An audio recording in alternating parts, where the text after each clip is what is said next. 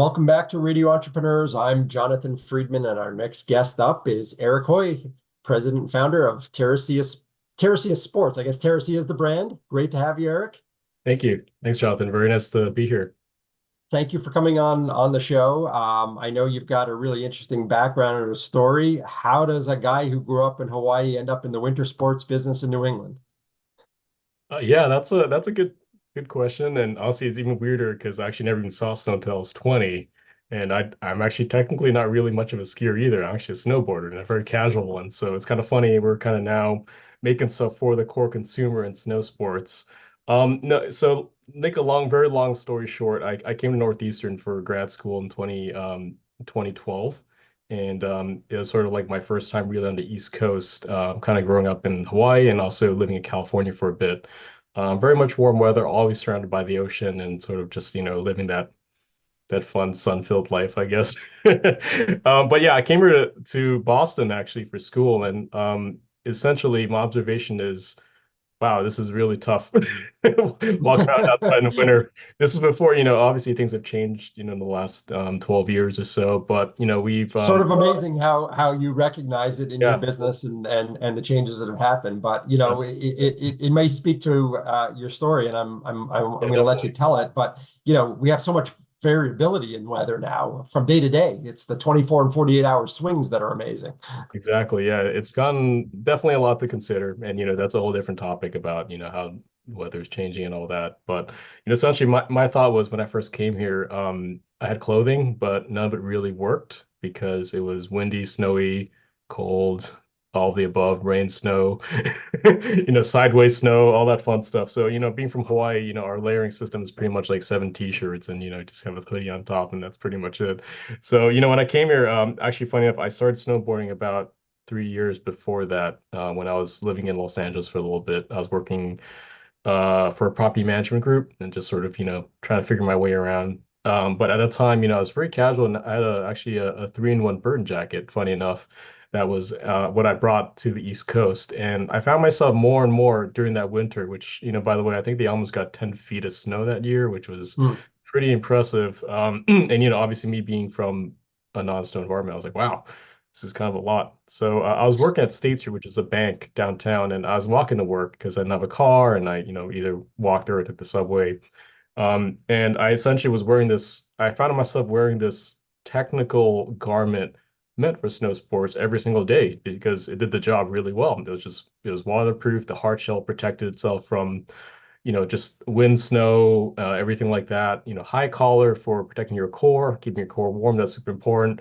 Hood, very important for just like walking through these wind tunnels when I was going to work and sort of just like, living everyday life.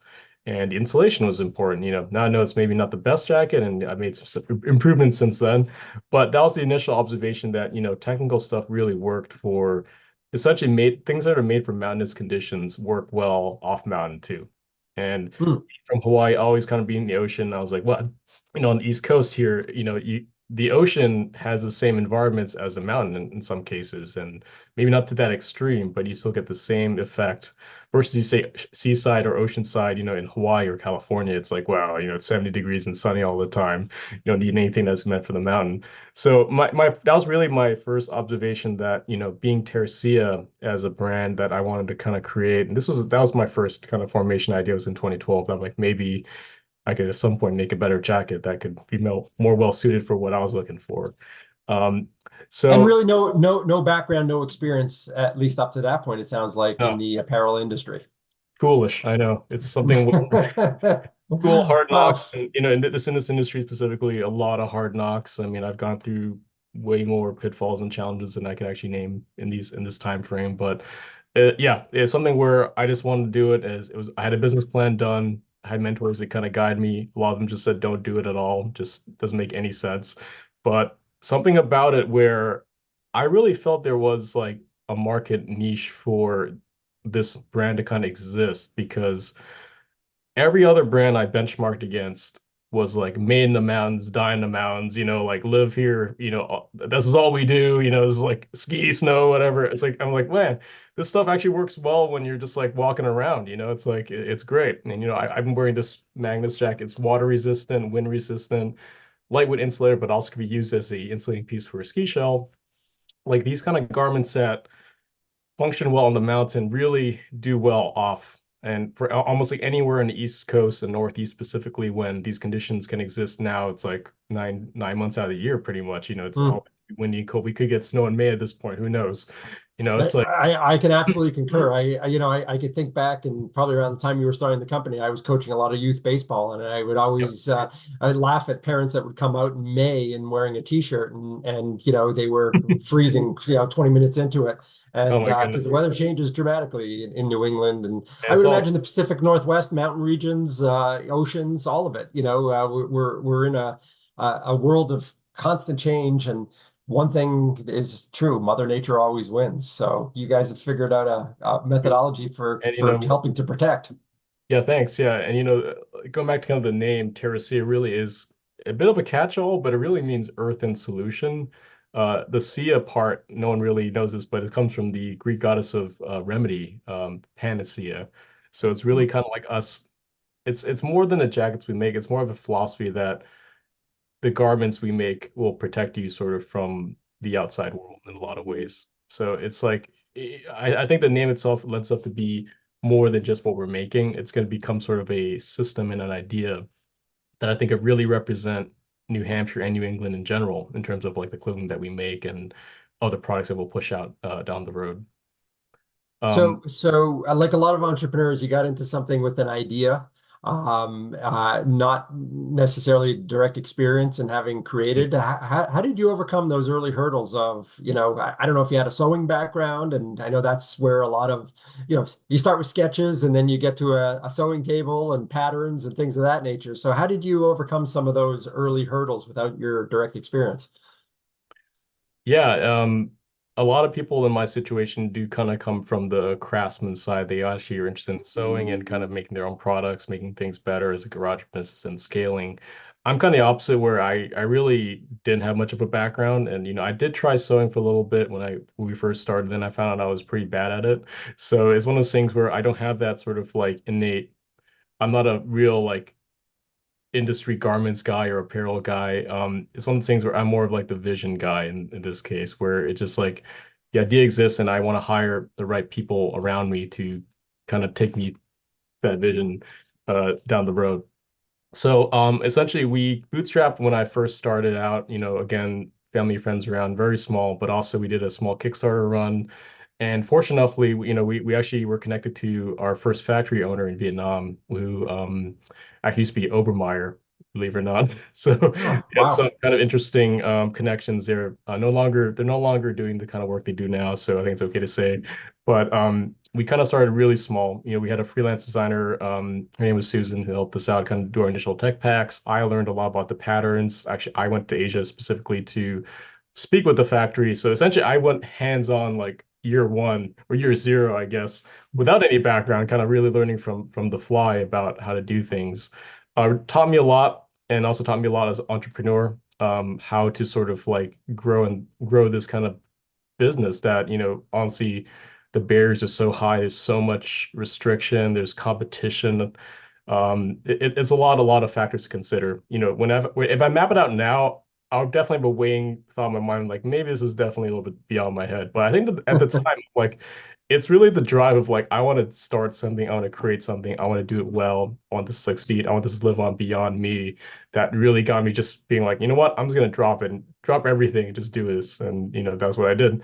It was not the best Well, decision, but it's kind of been working out over the last couple of Well, years. great. Yeah, So fantastic and wonderful to you for the perseverance, and congratulations on what they call the first hurdle, the first 5 years. You're through that, and I can yeah, vouch you have product not only in stores, but you've got product well worn in mountain towns and all over the place. And hopefully that happens 12 months a year, as you said, because the climate is changing continually, and it is. lending itself probably to people being prepared. So I would imagine some of the other challenge that you faced is the marketplace and the retail landscape has changed dramatically over the last decade. How have you managed that? Less Yeah. retailers are selling winter sports goods, specialty shops. So you guys have developed strategies along the way to combat that? Yeah, Or essentially embrace it, or embrace it.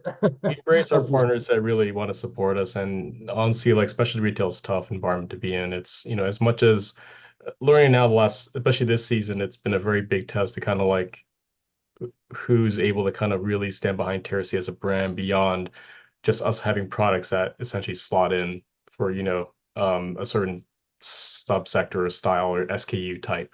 So it's something where, the retail environment is very tough. And, kudos to anyone that wants to start out in that business. It is very challenging, especially nowadays in the ski and snow industry. Obviously, weather is a huge factor. The three rainouts early on really demolished a lot of hopes and dreams of these, especially stores. It's been an interesting ride, I guess, with the retail environment. We did pretty well, during COVID and kind of when we first started out, just knocking on doors, had a really good rep that helped us out to kind of really open up some of these accounts and continuing some of that process. But, it's really a big result of sort of like how things are going with the economy and people's, buying habits. There's cyclical effects for, you know, purchasing like stores overbuy, then they can't sell it all, so they have to like make cuts. So we kind of go through these kind of roller coaster rides with our retail partners. But I would say overall, we support our retailers that support us, and we do our best to kind of work with them as a small brand, going head to head against some of these big giants like Helly Hansen, Patagonia, North Face, Burton, these big guys that have the money and the marketing and the experience that have been in the industry for a long time. It's pretty difficult, but I think we're kind of starting to carve out our niche about who wants to work with us and kind of who doesn't. wow, wonderful. So I guess another lesson takeaway is identify your niche and really respect that niche and work well with the partners within that. Is a Yeah. great learning lesson. Yeah, the one big thing too is like you need a lot of marketing. That's the one lesson I'm kind of like wishing I did this a long time ago, is really focus on the marketing, because in our industry, especially as a bootstrapped startup company in this industry, you only have enough to do one thing. It's either you make stuff, you market yourself.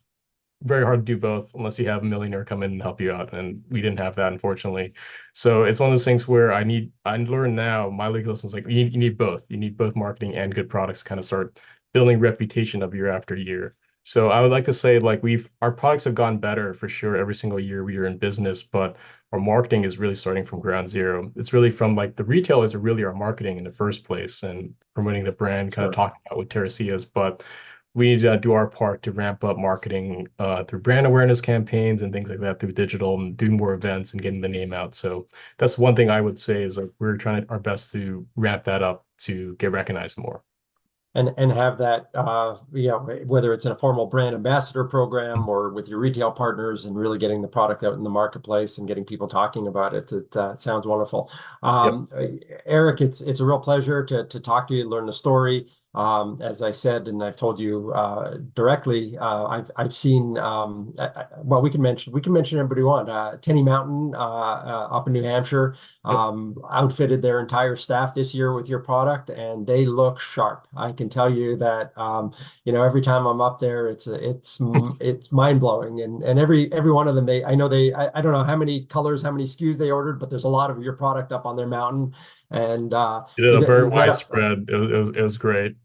Yeah, very is that a new organic. program for you to target mountains and other types of winter enthusiast facilities? And it's not something that traditionally I think consumers even think about, but Yeah. it's definitely recognizable when you show up on a mountain and see all people in great looking gear. Yeah, it's a very good point, John. This is one thing where we as a business we're trying to sort of like learn more about, and Tenny's a great example of us kind of starting this learning process about what it takes to kind of outfit a whole mountain, from mountain operations to admin staff to support to snow sports. These are all people that have different needs, and sort of our products were slotted in because I think overall we design around this principle that utility is good, durability is good, comfort, warmth, all that good stuff. So in a lot of ways, I think we're using Tenny as a learning lesson about getting feedback about why things are working out, why they're not. But also, it's made me kind of realize there's a burgeoning side of this business too, which is selling direct to businesses. And like going instead from direct to consumer, there's a lot of these B2B opportunities to do smaller batch orders of like the Magnus Binda with logos, things like that, that may make more sense. So it's got my wheels turning about the future and sort of like where we want to kind of approach the brand and our revenue streams.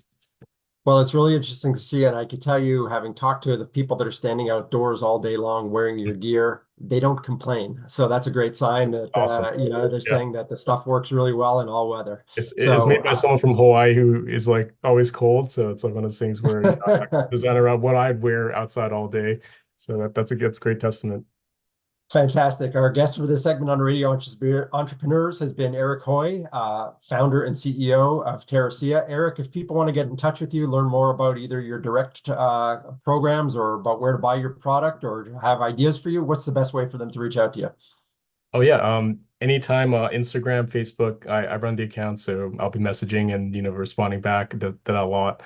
Give us our website, terracea.com, or just email me, Eric, ERIC at terracea.com, and I'll definitely reach out and have conversations. Fantastic. Really appreciate you coming on Radio Entrepreneurs. Our guest has been Eric Hoyes, founder and CEO of Terracea, and it's been a real pleasure having you on Radio Entrepreneurs. It's a pleasure. Thanks for having us on. Really appreciate it. And we'll be right back with another segment on Radio Entrepreneurs.